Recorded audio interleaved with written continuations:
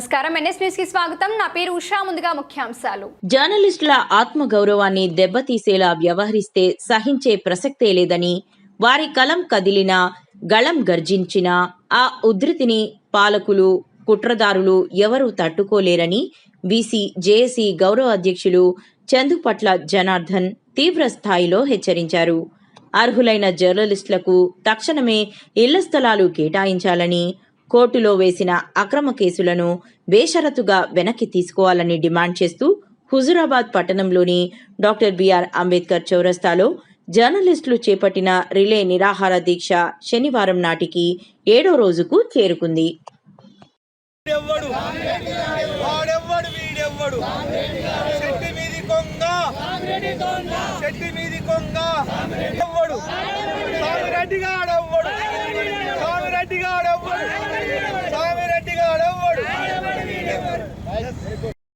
జర్నలిస్టులకు గత ప్రభుత్వం ఇచ్చిన నివేశన స్థలాలు వాటిపై అడ్డుకునేందుకు కాంగ్రెస్ నేత గూడూరి సామిరెడ్డి వేసిన కేసును ఉపసంహరించుకోవాలని హుజూరాబాద్ జర్నలిస్టులు, ప్రజా సంఘాలు, బీసీ సంఘాలు, దళిత సంఘాలు, అంబేద్కర్ సంఘాల ఆధ్వర్యంలో గత 10 రోజులుగా ఆందోళన కార్యక్రమాలు నిర్వహించడం జరుగుతుంది. దీనికి ఈ కాంగ్రెస్ పార్టీ నాయకుడైన స్వామిరెడ్డిపై సస్పెండ్ చేయడమా లేకపోతే మా మీద వేసిన కేసు విత్డ్రా చేసుకోవడం చేయాలని జర్నలిస్టులు ఆందోళన బాట పట్టారు. రిలే నిరాహార దీక్షలు చేపట్టడం జరుగుతుంది. అయినప్పటికీ స్థానిక నాయకులు ఎవరు స్పందించకపోవడం శోచనీయం. ఇప్పటి వరకు అది మాకు ఇచ్చింది ప్రభుత్వ స్థలం, అది ఎస్ఆర్ఎస్పి స్థలం కాదు. అది ఆల్రెడీ అందులో ఉన్నటువంటి గ్రౌండ్ను ప్రభుత్వ స్థలంగా మార్చి ఆ ప్రభుత్వ స్థలాన్ని మాకు ఇవ్వడం జరిగింది. అది ఎస్ఆర్ఎస్పి స్థలం అని దాన్ని తప్పుదారి పట్టించి కేసులు నమోదు చేయించి మమ్మల్ని 3 సంవత్సరాల నుంచి ఇబ్బంది గురి చేస్తున్నటువంటి సామిరెడ్డి నిరంకుశ వైఖరిని నిరసిస్తూ మేము ఆందోళన బాట పడుతున్నాం. స్థానిక ప్రజలను తప్పుదారి పట్టించే విధంగా అది ఎస్ఆర్ఎస్పి స్థలము, దాన్ని ఇవ్వరాదనే ఉద్దేశాన్ని ప్రచారం చేస్తూ స్వామిరెడ్డి కొంతమంది అక్కడ ఉన్నటువంటి ప్రజలను, అమాయక ప్రజలను ఉసిగొల్పి కృత్రిమ ఉద్యమం తయారు చేయాలని చూస్తున్నాడు. ఇంకా ఇటువంటి కార్యక్రమాలు మా ఆందోళనను విరమింపజేసే ప్రయత్నాలు చేయకుండా మాకు వ్యతిరేకంగా కృత్రిమ ఉద్యమాలు చేయడానికి ప్రయత్నిస్తున్న స్వామిరెడ్డిపై కాంగ్రెస్ పార్టీ నాయకులు వెంటనే చర్యలు తీసుకోవాలి, అతన్ని సస్పెండ్ చేయాలి, లేదంటే మా పైన వేసిన కేసును విత్డ్రా చేసుకునే విధంగా చర్యలు తీసుకోవాలి. ఇక ముందు మేము శాంతియుతంగా ఈ కార్యక్రమాలు చేపట్టడం జరుగుతుంది. రాబోయే రోజుల్లో మేము చేసే కార్యక్రమాలకు పూర్తిగా మాకు మేము చేసే కార్యక్రమాలకు పూర్తిగా సామిరెడ్డి బాధ్యత వహిస్తాడు. అది మా చేతుల్లో ఉండదు. మేము శాంతియుతంగా ప్రజాస్వామ్యబద్ధంగా చేస్తున్న ఉద్యమానికి స్పందించి ఇప్పటికైనా కాంగ్రెస్ పార్టీ నాయకులు కానీ ఎవరైనా స్పందించి మా మీద వేసిన కేసును విత్డ్రా చేసుకోవడమా లేదంటే స్వామిరెడ్డిని కాంగ్రెస్ పార్టీ నుంచి సస్పెండ్ చేయడమా చేయాలి.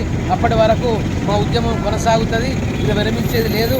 మాకు మా ఆందోళన కార్యక్రమాలకు, రిలే నిరాహార దీక్షలకు సపోర్ట్ చేస్తున్నటువంటి బీసీ జేఏసీ నాయకులకు కానీ, ప్రజా సంఘాల నాయకులకు కానీ, జేఏసీ నాయకులకు కానీ, ఇంకా కుల సంఘాల నాయకులకు కానీ, అంబేద్కర్ యువజన సంఘాల నాయకులకు కానీ మేము పేరున విజ్ఞప్తి చేస్తూ సెలవు తీసుకుంటున్నాం. జై హింద్.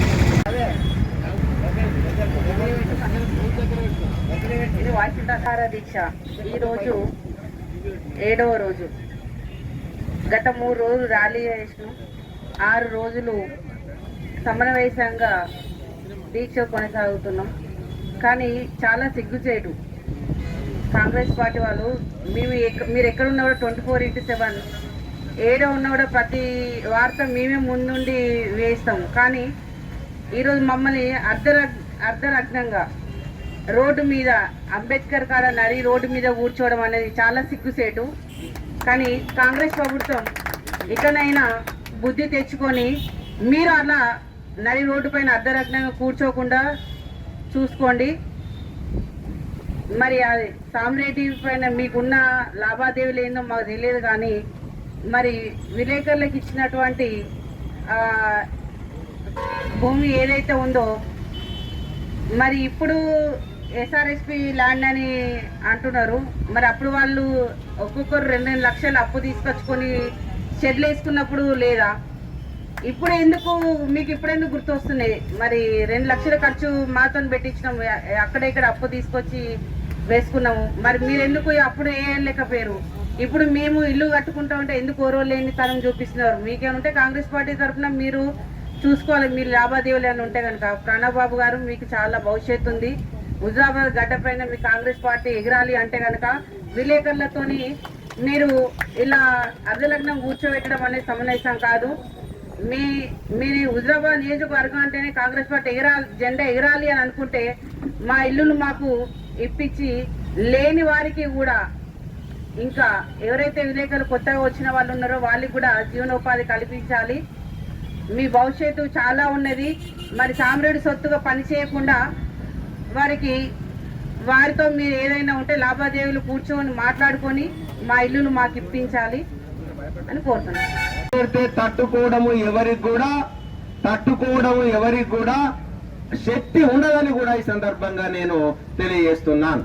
కలము కదిలితే గలము గర్జన చేస్తే ఈ రెండిటి యొక్క సమన్వయాన్ని, రెండిటి యొక్క శక్తిని మరి మీరు చవి చూసేటువంటి అవకాశాన్ని తెచ్చుకోకుండా మా జర్నలిస్టుల యొక్క స్థలాలు మాకు తొందరగా ఇచ్చి మా జర్నలిస్టులను సంతోషపరిచే విధంగా, మా జర్నలిస్టులను సంతృప్తి పరిచే విధంగా మరి ఇక్కడ ఉన్నటువంటి ప్రజాప్రతినిధులు ముందుకు కదలాలి.